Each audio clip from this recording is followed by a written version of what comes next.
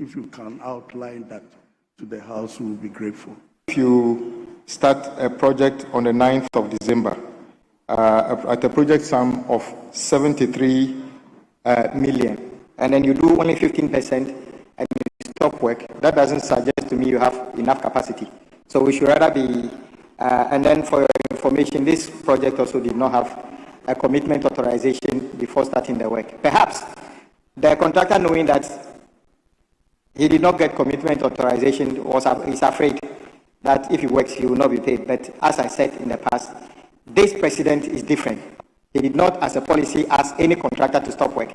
So anybody who knows that contractor, tell him to go back to site and work, because what he has done so far is absolutely no much work to stop work. And when it comes to payment, of course, he just raised a certificate of 5 million, and then because that was not paid. And don't forget that there were people whose certificate date back at 2016 who were still not paid. So if your certificate came in 2025 and you are not paid, you cannot classify yourself as one of those people whose payments have delayed. And on record, this president has paid just last year alone over 9 billion Ghana cedi towards arrears owed to contractors that he inherited. And we are, as long as this House continue to support government in terms of budgetary approvals, we will continue to pay the outstanding debt owed contractors so that they can complete outstanding works. Thank you, Mr. Speaker. Yes. Right Honorable Speaker, I just want to do another follow-up. You realize that when you constructing town roads, there are a lot of inconveniences to the inhabitants. So when you dig trenches and you are not able to complete, some have their U-drains in places, others don't have anything. And it will interest you to know that there has been a lot of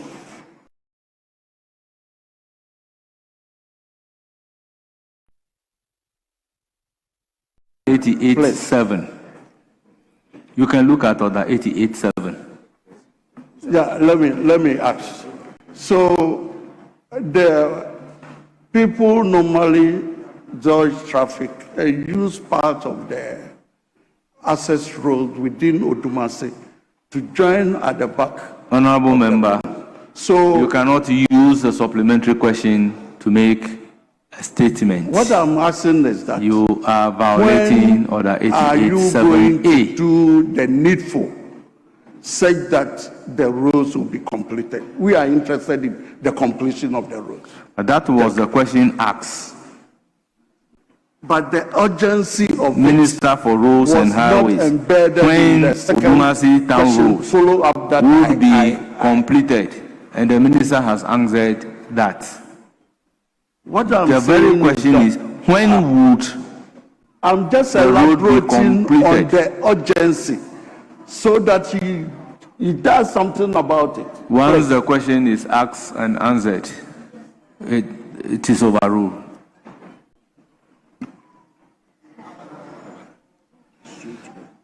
So, Right Honorable Speaker, I just want to plead with the minister to do the needful by hurriedly terminating and re-award. We will be interested in that. Well, for the completion. I will take that to be a suggestion, but not a question for the minister. It's not a question. I'm just suggesting to the minister to do that in order to expedite action on the completion. Very well. Thank you very much. Remember, this being a constituency-specific question, we then take question number 615, standing in the name of Alasan Umar, Member of Parliament for Zabzugu.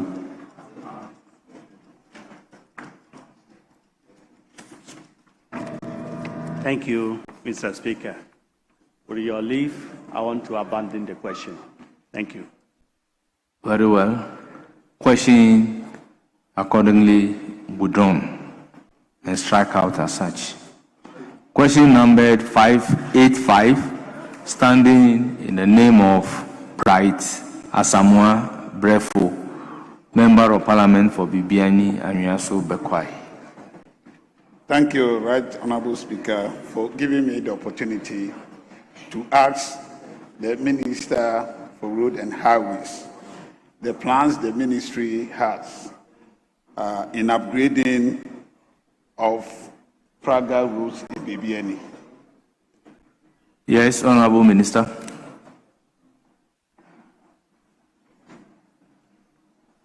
Mr. Speaker, the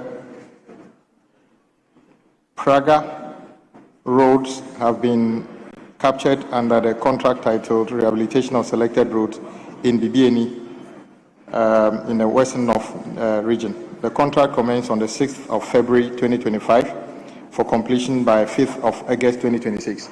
The contractor is currently on site and works are ongoing. Any supplementary? Right Honorable Speaker, no, just to thank the Minister and make sure that they were. Honorable Member, this is also a constituency-specific question. Let's move to question number 599, standing in the name of Honorable Alhaji Hassan Mumuni, Member of Parliament for Salaga North.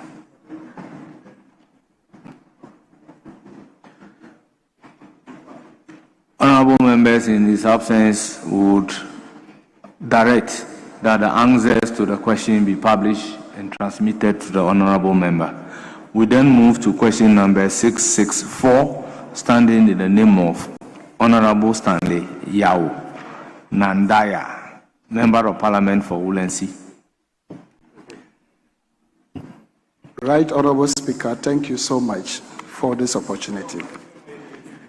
I would like to ask the Road Minister, the Minister for Roads and Highways, when the Igambo to Nangpal road, as well as the following roads, Magido, Chandu, Inaldo, Njarangmado, that leads to Longi would be constructed.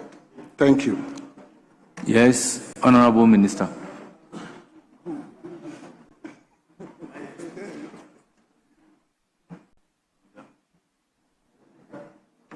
Mr. Speaker, the Egambo Natal Road.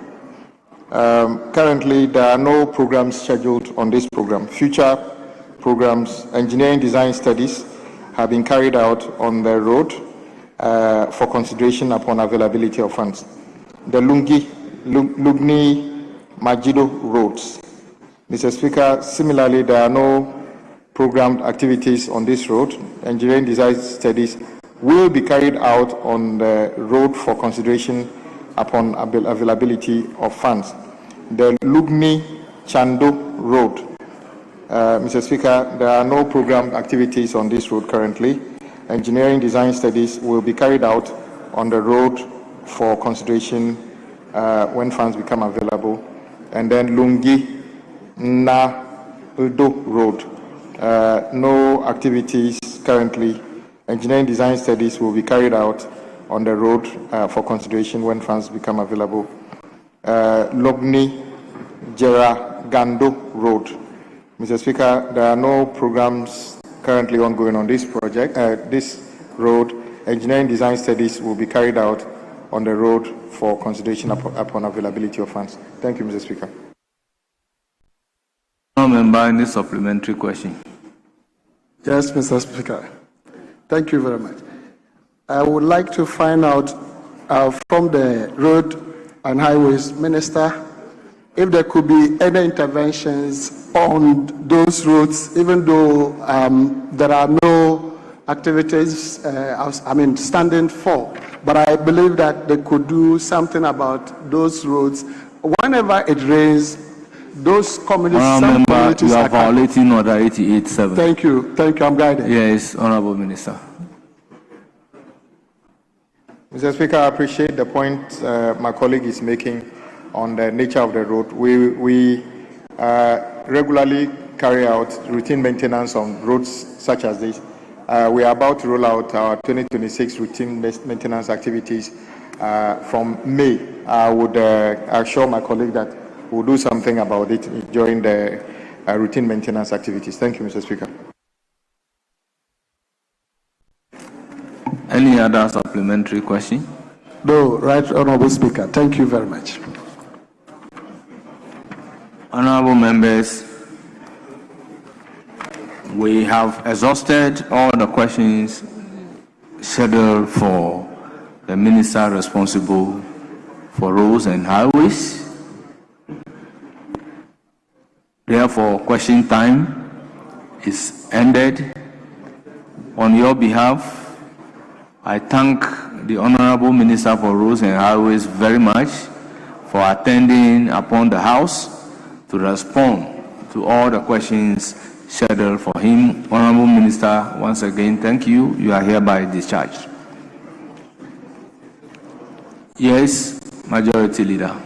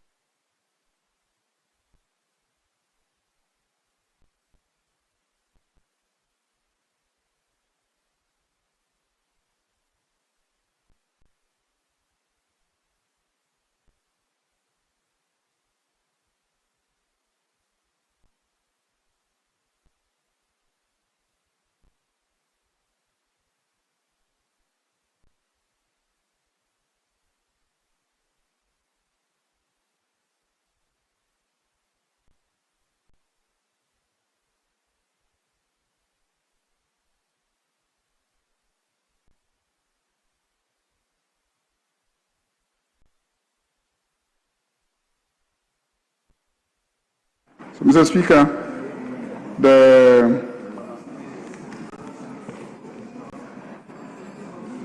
the Committee on Independent Constitutional Bodies reports are ready, so if we can lay them, the papers. Minority Chief Whip.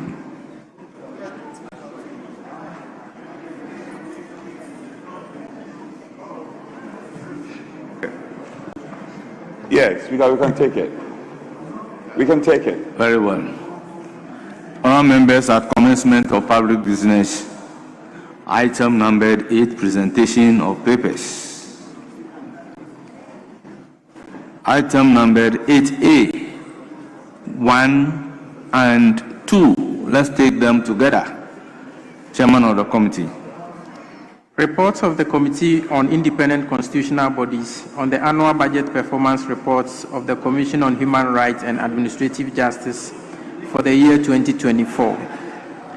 Report of the Committee on Independent Constitutional Bodies on the Audit Committee report of the Commission on Human Rights and Administrative Justice for the year 2024. Honorable members, the reports numbered item 8, I and II at page 4 of today's order paper have all been duly presented. They are for distribution to the honorable members. Yes. Yes, Majority Leader. Are we taking item numbered B? Speaker, that is so. We'll take What are we going to say? item number 7. Item number 7. We'll take the statement from the member listed under 7C. Mr. Speaker. I was asking of 8B. Oh, okay. Yes, Mr. Speaker. Speaker, the indication is that we can lay it. We can lay the reports and then take it. That's 8B. Yeah, we can lay it, Mr. Speaker. Very well. Item numbered The chairman just 8B yes. by the chairman of the committee. Speaker, the chairman has just stepped out. So, Speaker, I want to seek your leave to lay it on his behalf. Yes, the application is to lay on behalf of 8B, report of the Finance Committee. Speaker, we have no objection to it. item numbered 8B. Report of the Finance Committee on the Value for Money Office Bill 2026. Honourable members, the report has been duly presented. It is for distribution to honourable members. Yes. Do we take item 9 as a motion? Speaker, before we take item number 9, our small prayer is that in the interim we take item number 7C. Are we sitting on Mondays? Speaker, no, but the agreement is that every on Wednesdays, if the time permits, we can take a couple of statements, Mr. Speaker. 7C. Yes. Speaker, he doesn't find favor with us. He's picking and choosing. A while ago, we're led by the majority leader, and we had to lay 8A and B. Then he jumped to 8A, I, and II. Then he jumped to B. Then we have item 10. And I had earlier drawn the attention of the majority leader. Item 10 is getting dusty on the other paper. Then we also have your report. No. They are item 13.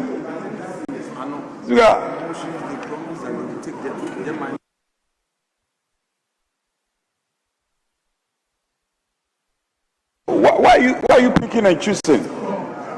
Why? I don't have a problem with taking the statement, but the committee chaired by your good self, House Committee, very important. No, Speaker, I object. That report must be laid. Let's lay it. Let's take the motion. Okay, so let's take the motion. Then we have Collins Dowda's report. It's also ready.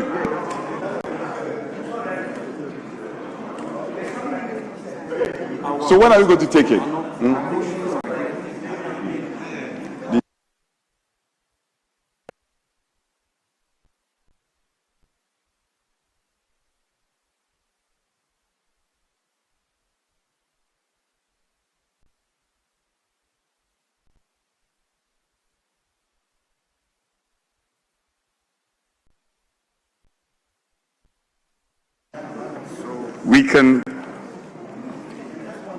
There are other motions that are equally important. For instance, items 46 is still outstanding. And Honorable Collins Dowda, I know your report is ready. Majority Leader, Honorable Collins Dowda's report, it's interesting that the report is not ready. That report has been ready long ago. Can we take the motion numbered 9 as proposed? Speaker, if I can conclude with respect, I'm just drawing the majority's front bench to page 36. Roxanne, come with me to page 36. Page 36. You want us to compromise so that you don't take your report? That's fine. We'll compromise. But come to page 36. We have business there. Item 46. No, I'm suggesting to him. Yeah, I'm suggesting to him so that we can navigate properly and then have some agreement.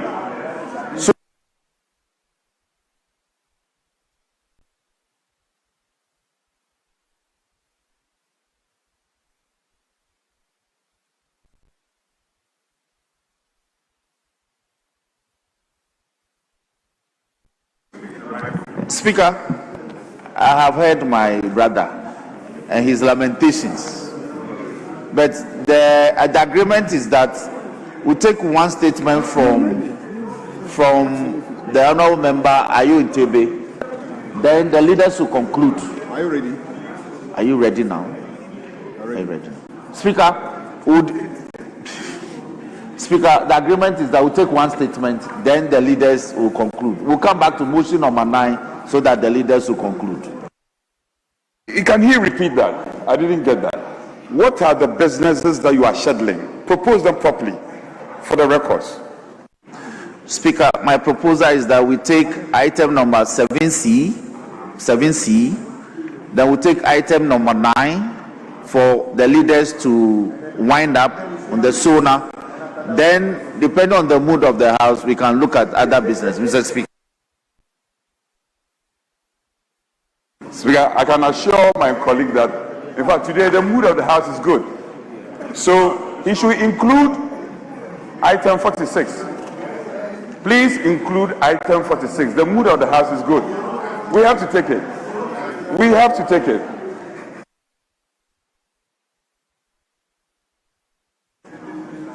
Honourable members, what is the sense of the House? What is the sense of the House? Do we go to statement or? Speaker, we go to statement. Just Very one well. statement. Statement. Speaker. Do we go by the order paper? Speaker, that is so. Order paper, item number 7. 7C, Mr. Speaker. Honourable members, item number 7C, statement in honor of Ntebe Ayo William Tatale Sanguli. You have the floor. Honourable member for Tatale Sanguli, you have the floor. Thank you, Right Honourable Speaker, for the opportunity as I made this statement with great concern to draw the attention of this august House to a matter of great importance that continues to undermine the integrities of Ghana's democratic process, particularly the poor demarcations of electoral boundaries and the persistent issues of overcrowding police stations across this country. Mr. Speaker, the right to vote is the cornerstone of our democracy. But the condition under which Ghanaians exercise this right is becoming increasingly problematic. In several constituencies, including my own, Tatale Sanguli, the demarcations of electoral areas has not kept pace with the population growth and immigration pattern. As a result, we now see polling stations with greater population far beyond the Electoral Commission prescribed limit, creating logistic bottleneck, long queue, delays, and sometimes, in some cases, voters' disenfranchisement. Mr. Speaker, this overcrowding is not just a matter of inconvenience. It breeds suspicion, frustration, and sometimes chaos, which are precursors to electoral disputes. When citizens are forced to waste hours under the sun, only to be told voting has ended or materials are inadequate, tensions arise. When results from the overbearing polling stations are delayed or questions mistrusted, this situation becomes fertile ground for allegations of rigging, voter suppression, and general mistrust in the electoral process. Furthermore, Mr. Speaker, the current demarcations of electoral boundaries often fail to reflect the true socio-political and demographic reality on the ground. Many communities feel misrepresented or completely neglected because boundary lines are drawn without sufficient consultations and review. This leads to disputes, not just during the election, but in the broader context of governance and development. Mr. Speaker, I call on the Electoral Commission to take urgent steps as part of the reform processes to review and update the demarcations of electoral areas and constituency to reflect population changes, settlement patterns, and emerging communities. The Commission should also, as well, increase the number of polling stations and voting centers, particularly in densely populated areas, to reduce congestions and enhance the efficiency of voting. Though the current threshold of voters for the polling station is a little below 700, it is better managed if it could further be brought down to 400 per polling station. In addition, Mr. Speaker, the Commission should engage in broader stakeholder consultations with community leaders, civil society, political parties before finalizing demarcation changes. The Commission should also strengthen the voters' education and awareness to ensure all citizens are aware of where and how to vote ahead of time. Mr. Speaker, we cannot allow poor planning and outdated boundaries to jeopardize the peace and credibility of our elections. Electoral reforms must not only focus on technology and transparency, but also on the practical reality facing the voters at the grassroots.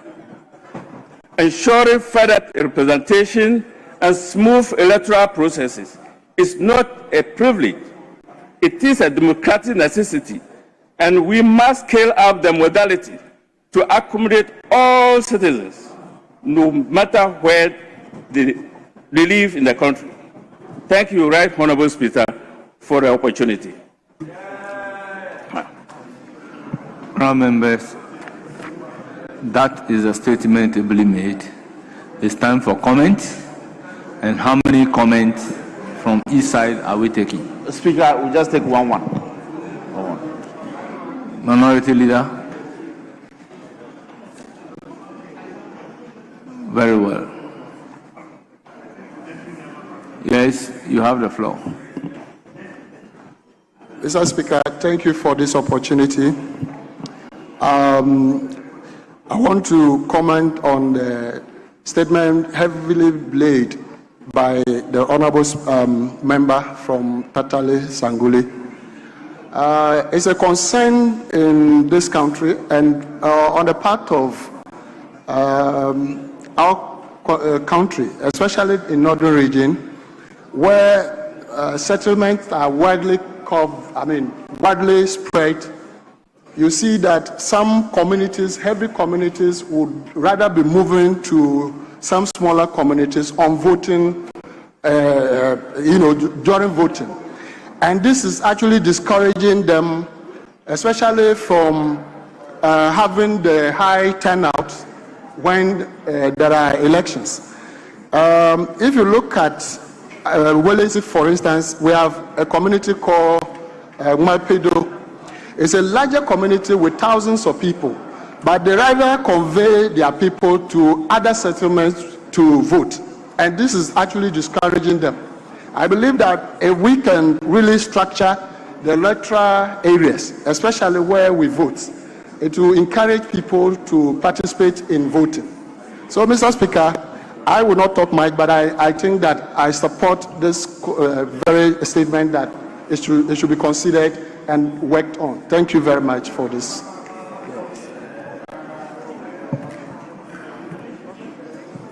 Yes, minority leadership. Yes, majority leadership. Speaker, I will yield to the Honourable member for Brekum. Honourable member, you have the floor. Thank you, Leader, for yielding to me. Thank you, Mr. Speaker. I rise to be associated with this very important statement because my constituency, Brekum West, is facing similar challenge. We have a situation where 3 distinctive towns, for instance, Abomaso, Nanasuano, Benkasa, all these 3 are boxed into one electoral area, making the work of the assembly member very, very difficult. We also have Tobabi and Abisase, 2 distinct towns boxed together to form one electoral area, making work very, very difficult. So, Mr. Speaker, it is very important that electoral areas and polling station areas are demarcated in such a manner that you have manageable numbers for proper decentralization, for proper engagement with electoral areas, for proper engagement with polling station areas.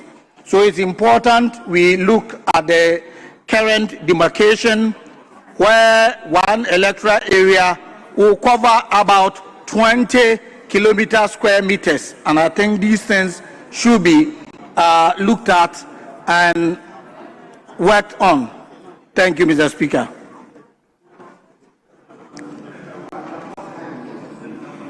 Honourable members, we've come to the end of comment on that statement.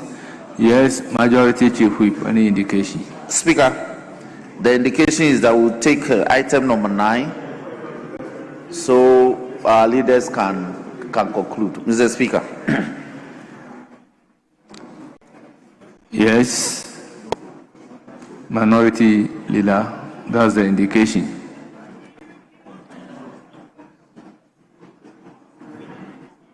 Well, at conclave, let me announce that leaders are speaking for 30 minutes, half an hour. So, Minority Leader, you have the floor.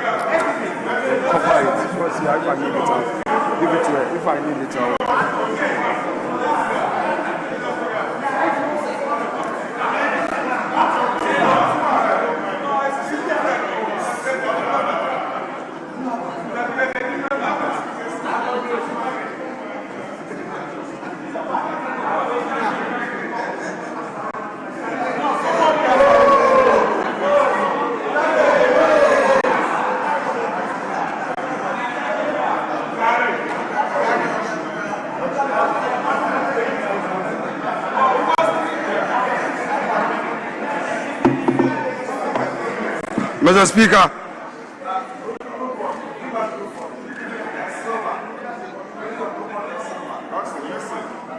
this afternoon,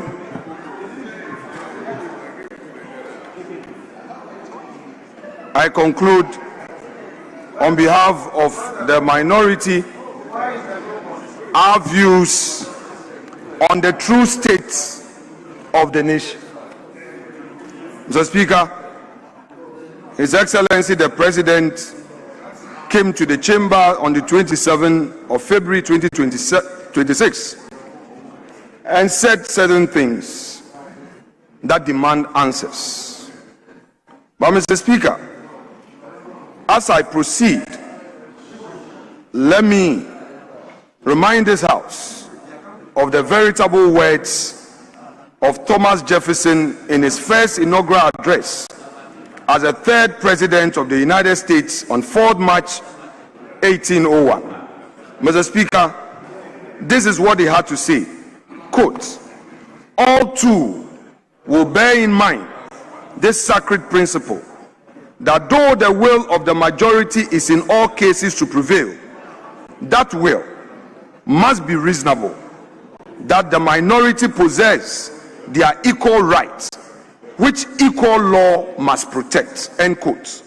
Mr. Speaker, on the strength of these veritable words, I, on behalf of the caucus I lead, anchor the submissions of our caucus and to ask the very difficult questions for and on behalf of the Ghanaian people. So let me ask these simple questions.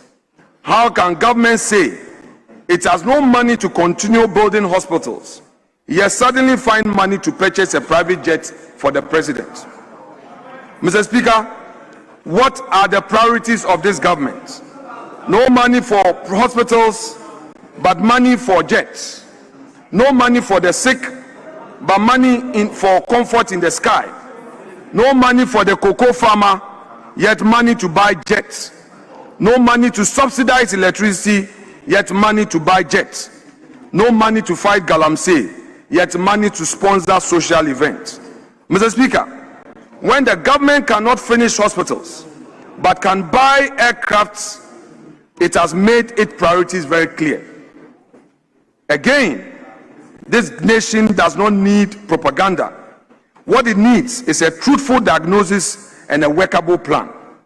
But before I say a word about the president's speech, let me first refer us to Article 67.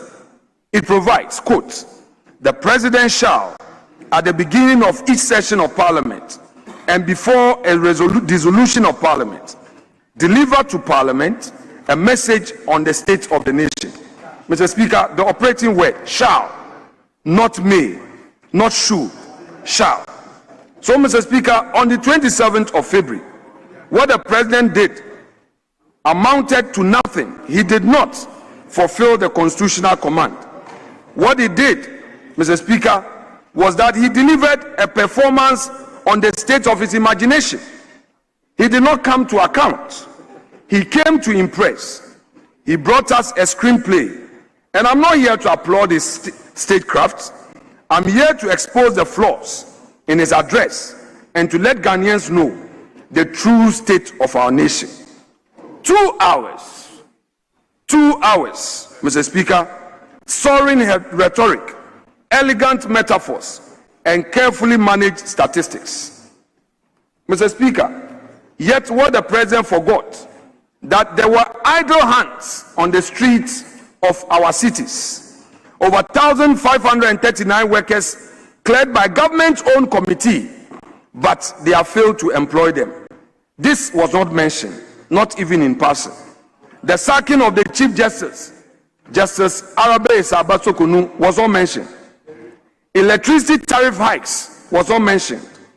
The doomsday that has come back to our homes and our factories was not mentioned. The doomsday levy, 1 Ghana cedi per liter, was not mentioned. Mr. Speaker, let the record be clear that what happened on the 27th of February was not accountability. It was theater.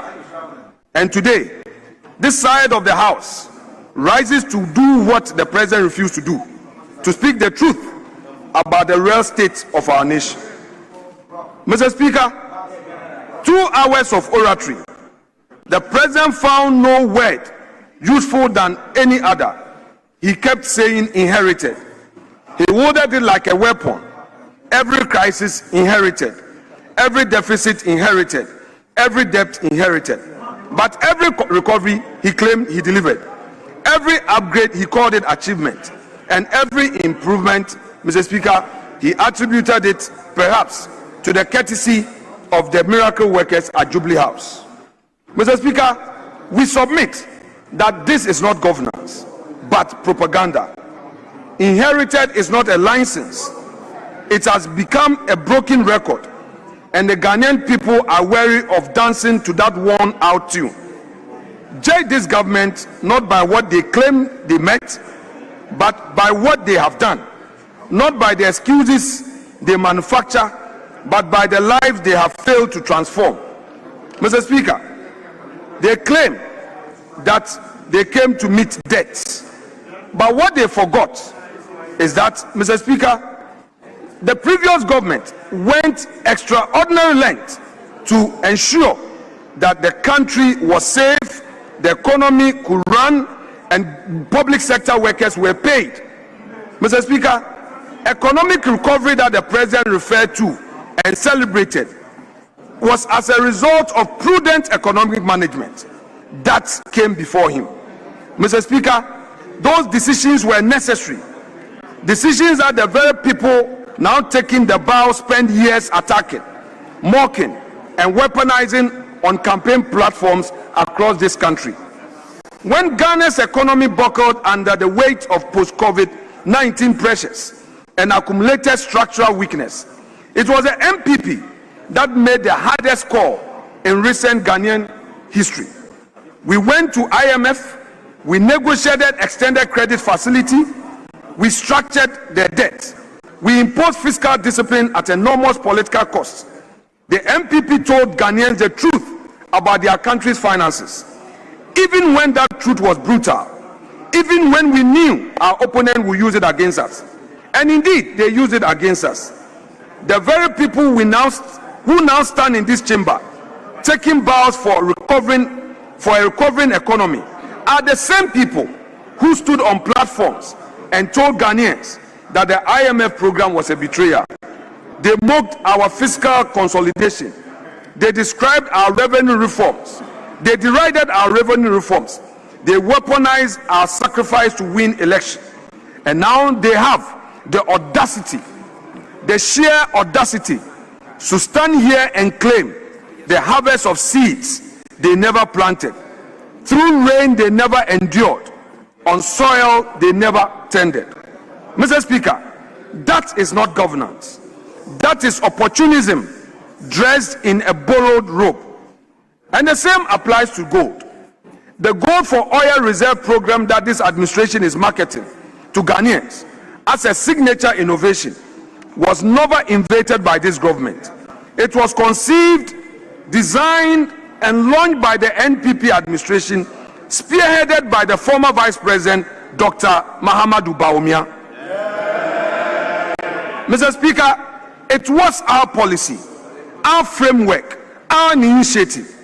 What this administration has done is to take that program, rebrand it, put their name on the door, and present it to the world as though they thought of it themselves. We hereby submit that, Mr. Speaker, it is time the government gave to Bawumia what belongs to Bawumia. There is nothing wrong with continuing a good policy.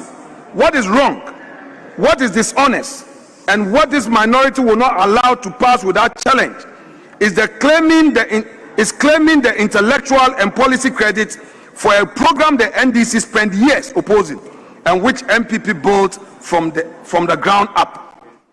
Mr. Speaker, Ghana cannot learn right lessons from its recent economic history if those in power are permitted to rewrite it. This minority will not allow that rewriting to stand. Mr. Speaker, the NDC has betrayed the Ghanaian farmer. Mr. Speaker, when they were in opposition, they promised that they will pay a farm gate price per bag of cocoa, 6,000 Ghana cedis. Today, the reality is different. When farmers woke up one day, the finance minister at the Ministry of Finance, through a press conference, announced a haircut, reduced the price per bag to 2,587. This very disappointing. The farmer who believed in the promises of NDC was disappointed. And what did the president say? We should tighten our belt. Meanwhile, Mr. Speaker, the president is busily ordering for a new aircraft. Mr. Speaker, it is not only the cocoa farmer who is suffering.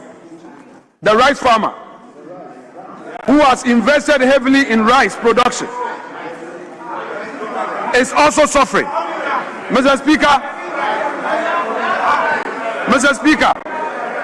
rice farmers cannot get market for their produce. Mr. Speaker, the rice farmers are suffering because many people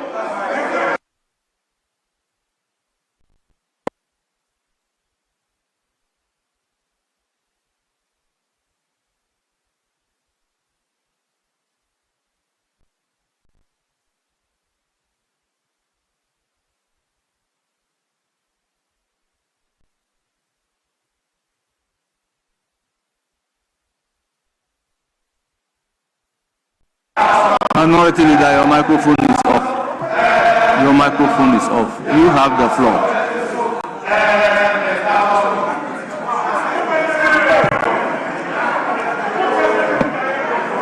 Please, you have the floor.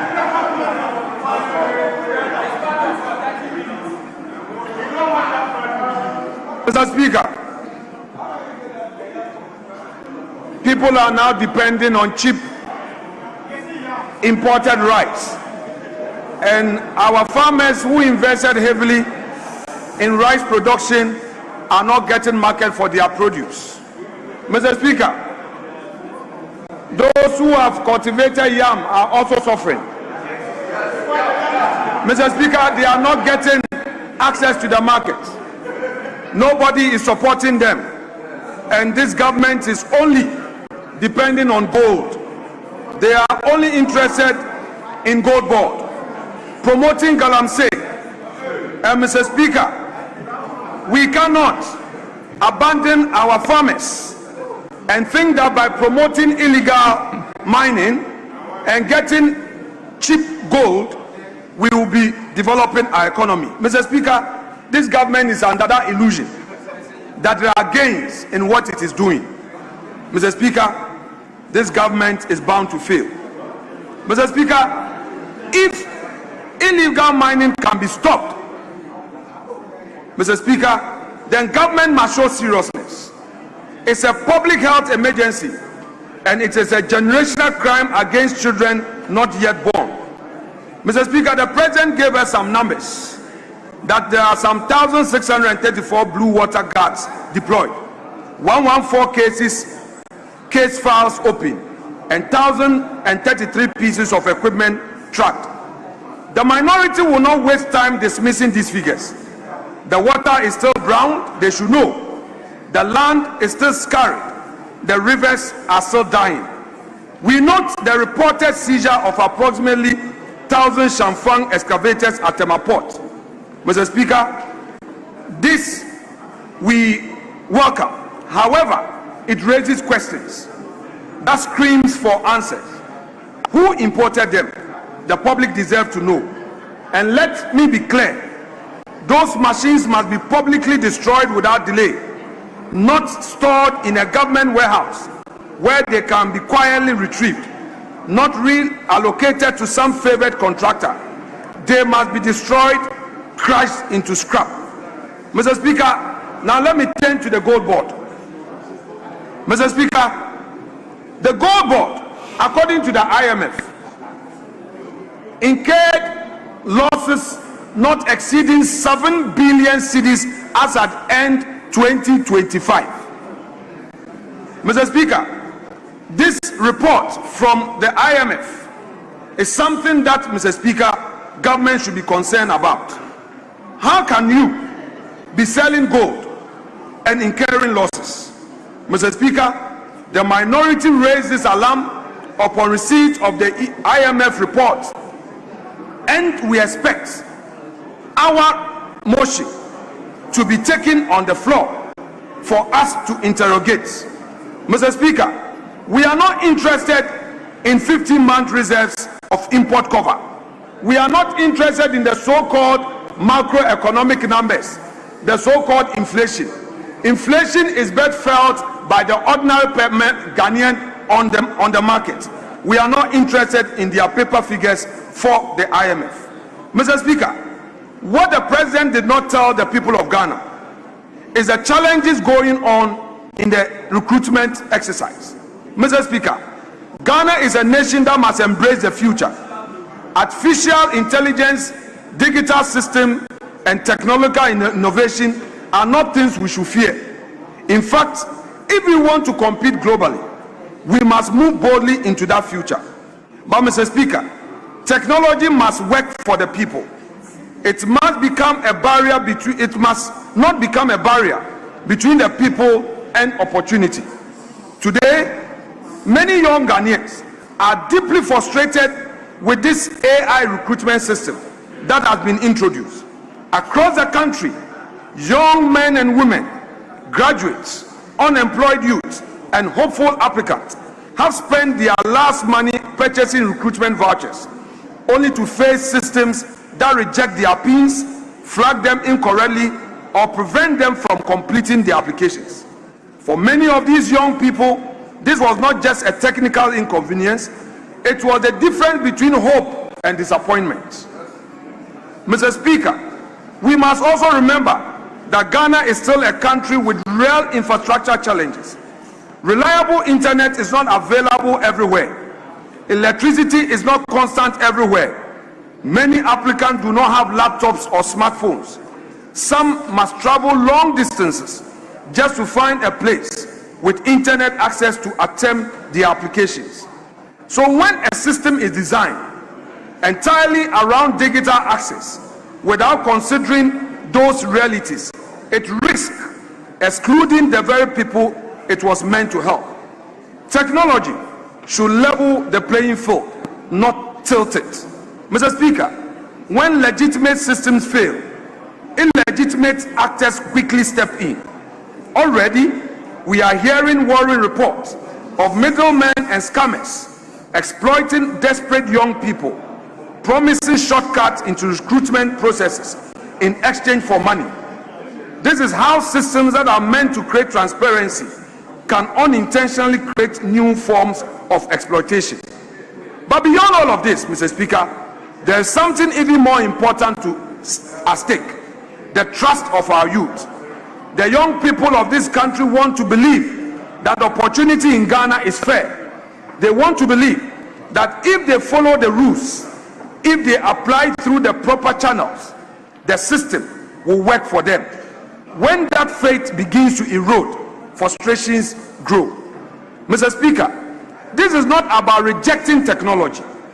AI is here to stay, and Ghana must move forward with digital transformation.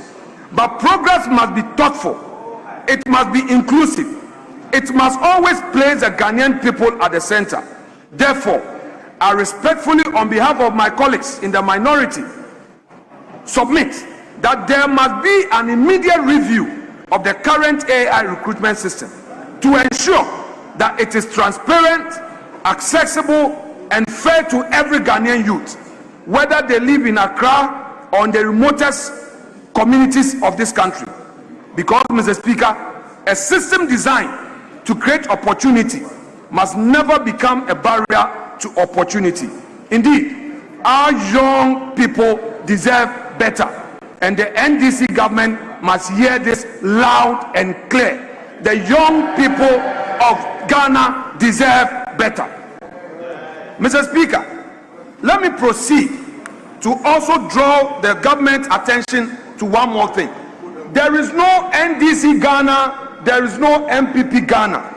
I call on the government forthwith to reinstate all those Ghanaian youths who were dismissed as a result of the directive of government to state agencies. Mr. Speaker, those young Ghanaians have families, have their aspirations. They should not suffer just because there's a change of government. Mr. Speaker, it's been over a year. The government must reinstate them to go back to work. It is unfair, and one day, Mr. Speaker, it will come back and haunt them. Mr. Speaker, let me refer to another suffering of the ordinary Ghanaian: electricity tariffs. Mr. Speaker, to go down memory lane, in 2015, we saw electricity hikes going as high as 31%. Mr. Speaker, in the second quarter of 2015. By fourth quarter 2015, electricity tariffs had increased to 59%. Mr. Speaker, in total, under the previous NDC administration, in 2015 alone, electricity tariffs increased by 90%, whilst water increased by 88%. Mr. Speaker, today NDC is back. And what do we see? On 3rd May 2025, electricity tariff increased by 14.75%. On 1st July 2025, 2.45%. On 1st October 2025, 1.14%. Mr. Speaker, on 1st January 2026, 9.8%. Mr. Speaker, that's put together a total of 28.14 in electricity tariffs alone. Mr. Speaker, that is a record of the NDC, and that is a record that the president did not talk about.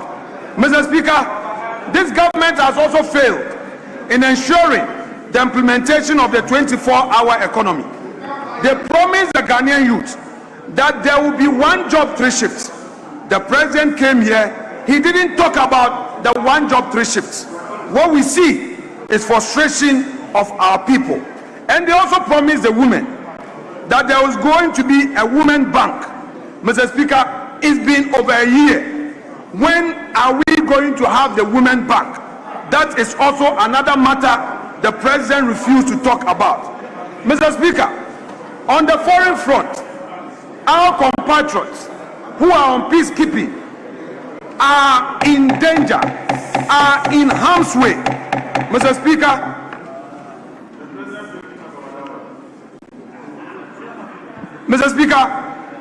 on a true state of the nation, we expected, Mr. President, to talk about the suffering of our soldiers in peacekeeping. Mr. Speaker, we are aware of their predicaments, the bombing in the area that they are. But Mr. Speaker, the president has not spoken about it.